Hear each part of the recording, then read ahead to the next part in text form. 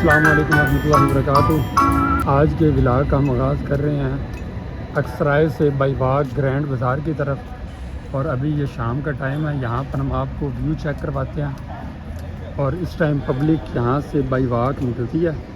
میں یہاں سے نکل پڑا ہوں، بائی واک جا رہے ہیں ہم اکسرائے سے سیدھا۔ یہ آپ کو یہ ٹرین بھی ادھر جاتی ہے، آپ کو نظر آ رہی ہوگی، پر ہم چونکہ بائی واک جا رہے ہیں، ٹرین پہ نہیں جا رہے، تو آپ کو یہاں پہ کچھ مارکیٹس وغیرہ اوپن ہیں، وہاں کا آپ کو وزٹ وغیرہ کرواتے ہیں۔